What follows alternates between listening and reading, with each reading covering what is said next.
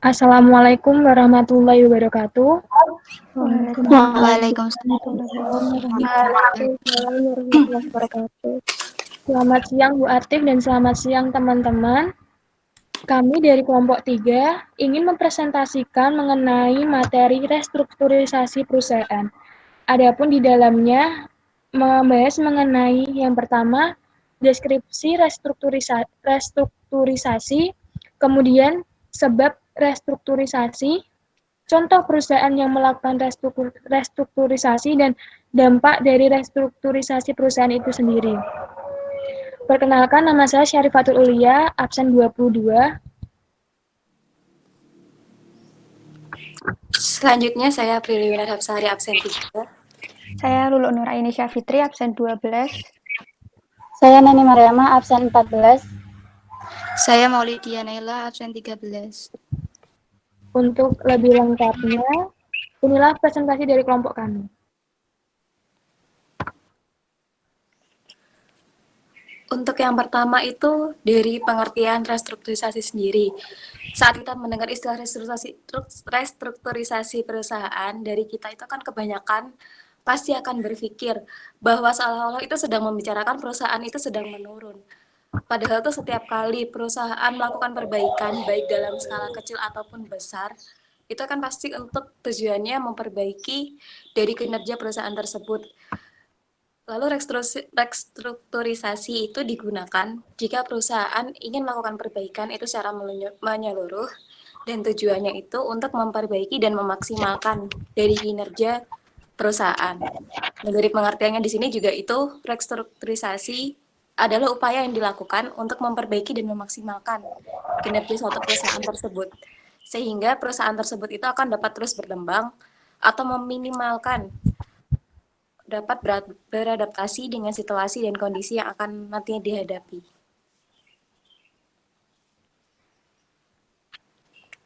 Selanjutnya yaitu penyebab restrukturisasi. Yang pertama, adanya masalah hukum, yaitu desentralisasi atau monopoli. Dalam Undang-Undang Nomor 22 Tahun 1999 dan Nomor 25 Tahun 1999 telah mendorong setiap korporasi untuk mengkaji ulang cara kerja dan mengevaluasi hubungan kantor pusat dengan anak perusahaan yang menyebar di seluruh pelosok tanah air. Hal ini perlu dilakukan agar dapat terbebas dari masalah hukum. Yang kedua, adanya tuntutan pasar masalah geografis. Semakin banyaknya produsen menuntut perusahaan agar dapat memenuhi tuntutan dari konsumen, seperti kenyamanan, kecepatan pelayanan, dan ketersediaan produk, tuntutan tersebut dapat dipenuhi apabila perusahaan dapat mengubah cara kerja, pembagian tugas, dan sistem dalam perusahaan agar mendukung pemenuhan atas tuntutan tersebut.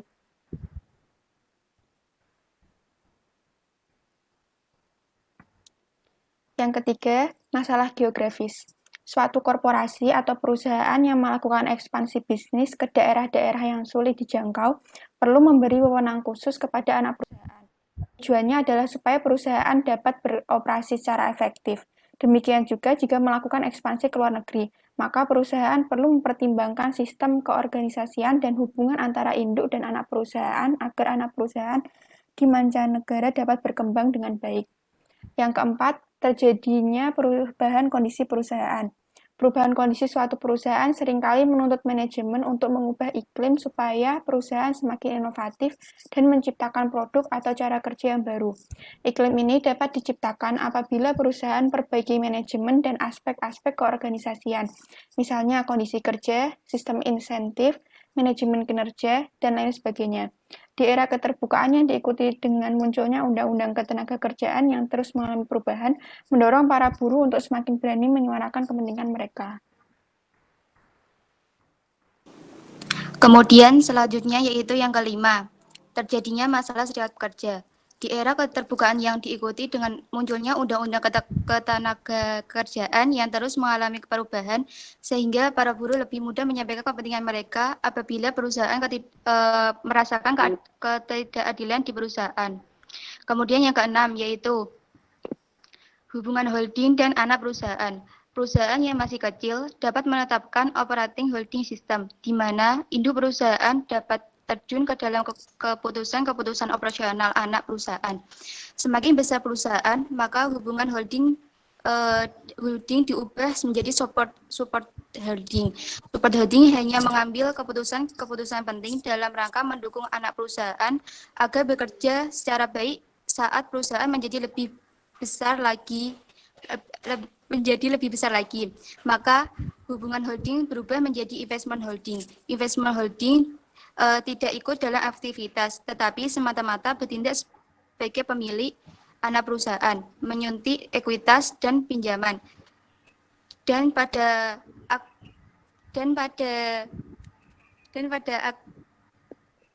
akhir tahun meminta anak perusahaan mempertanggungjawabkan hasil kerjanya dan menyetor dividen.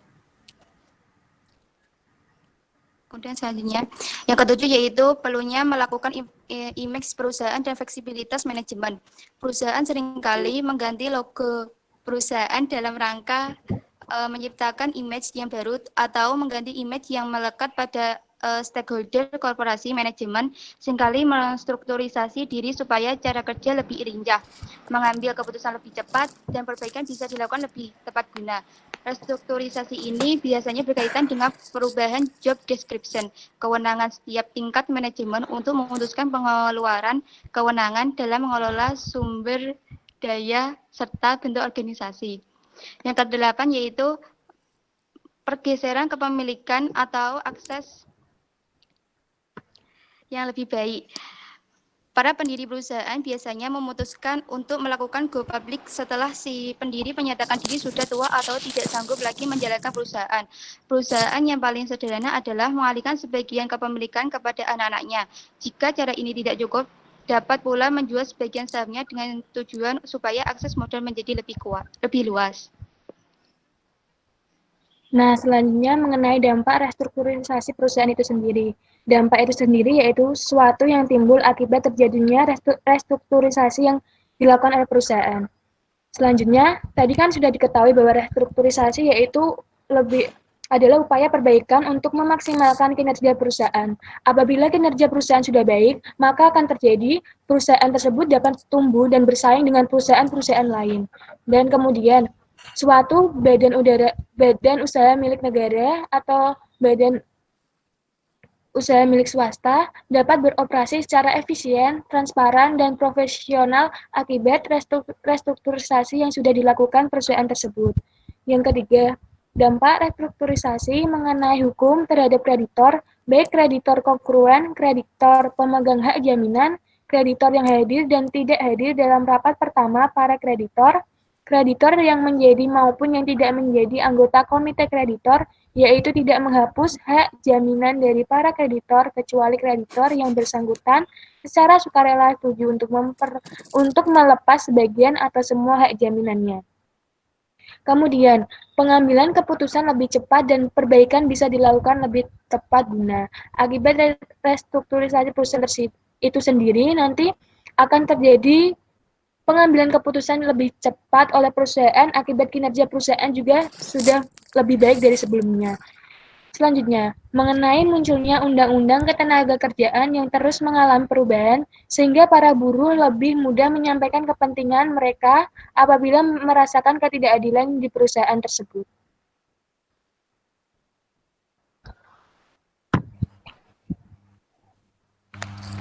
Contoh dari perusahaan restrukturisasi itu sendiri yaitu Semen Indonesia telah menjadi contoh restrukturisasi BUMN karena berhasil membuktikan betapa mudahnya pembangunan dilakukan dengan bersatunya pabrik-pabrik semen tersebut ke dalam Semen Indonesia. Semen Indonesia telah menjadi holding perusahaan semen nasional yang terdiri dari PT Semen Padang, PT Semen Tonasa, PT Semen Gresik, dan Semen Tanglong di Vietnam. Keberhasilan restrukturisasi tersebut dilakukan dengan terus berlangsungnya pembangunan grup perusahaan semen nasional. Ini menjadi perusahaan semen berskala internasional yang mampu bersaing dengan perusahaan sejenisnya di seluruh dunia.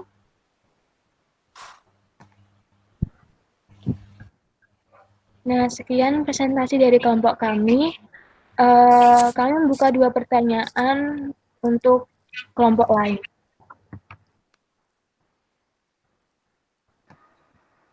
Saya Nila izin tanya.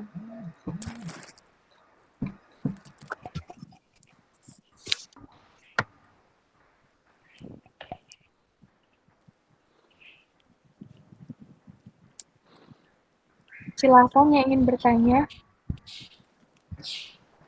Saya mau izin tanya. Ya, Nila. Yang mau saya tanyakan, saat yang tepat melakukan restrukturisasi perusahaan itu saat kondisinya bagaimana? Apakah di bawah, di tengah, atau di atas? Mohon penjelasannya, makasih.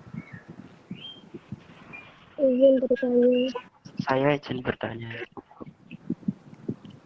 Ya, silakan Peti. Baik. Sebelumnya, Assalamualaikum warahmatullahi wabarakatuh. Saya Waalaikumsalam. Febri Drawan, absen 8 ijazahnya. Nah, tadi kalau nggak salah itu ada investment holding. Maaf, investment holding tidak ikut dalam aktivitas itu. Mohon dijelaskan mengapa investment holding itu tidak ikut dalam aktivitas perusahaan. Kenapa? Terima kasih. Assalamualaikum. Terima kasih pertanyaannya. Kami dari kelompok 3 ingin berdiskusi terlebih dahulu untuk menjawab pertanyaan dari teman-teman. Terima kasih ya.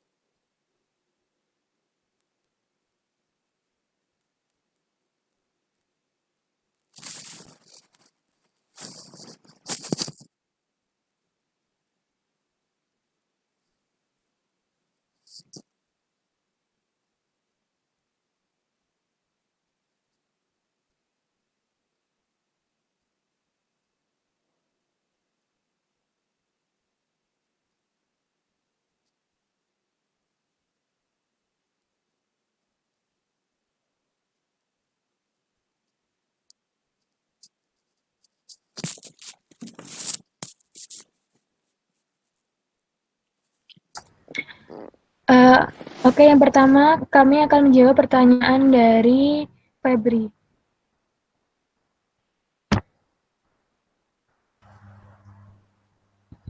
Saya teman-teman izin menjawab pertanyaan dari Febri ya. Terkait investment holding merupakan dari pengertiannya sendiri itu merupakan kegiatan utama yang ada dalam perusahaan yang memiliki investasi seperti properti dan saham untuk investasi jangka panjang. Melakukan itu untuk memperoleh penghasilan investasi dari dividen, bunga, pendapatan sewa, serta pendapatan lainnya yang bukan berasal dari hasil jual beli barang dan jasa. Apakah terjawab, Febri? Sudah cukup. Terima kasih. Sama-sama. Selanjutnya pertanyaan dari Nila. Saya akan menjawab pertanyaan dari Nila. Untuk tadi pertanyaannya itu kan intinya sebelum kita melakukan restrukturisasi itu manajemen perusahaan itu harus melakukan penilaian secara menyeluruh dan itu disebut juga due diligence atau penilaian uji tuntas perusahaan. Nanti hasil penilaiannya itu akan digunakan sebagai landasan dalam menentukan skala prioritas nanti waktu kita mau restrukturisasi. Terus mengapa sih perusahaan tuh perlu melakukan restrukturisasi juga? Ada apa enggaknya tuh? Sebenarnya pokoknya kita intinya harus melakukan restrukturisasi itu secara berkala. Misalnya itu setiap 5 tahun sekali. Dan jangan sampai nanti kita tuh menunggu saat perusahaan kita tuh benar-benar sedang di bawah, sedang saat terjepit itu jangan sampai. Karena nanti hal ini tuh justru akan membuat proses restrukturisasinya tuh lebih kompleks. Jadi nanti pokoknya jangan sampai perusahaan kita benar-benar ada di bawah. Jadi diusahakan melakukan restrukturisasi tersebut itu saat kita sedang berada di tengah-tengah. Bagaimana Nila, apakah menjawab dari pertanyaannya? Makasih penjelasannya.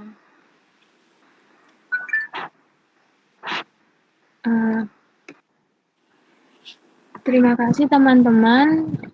Sekian presentasi dari kelompok 3. Apabila ada kesalahan, kami mohon maaf. Terima kasih. Wassalamualaikum warahmatullahi wabarakatuh. Waalaikumsalam warahmatullahi wabarakatuh.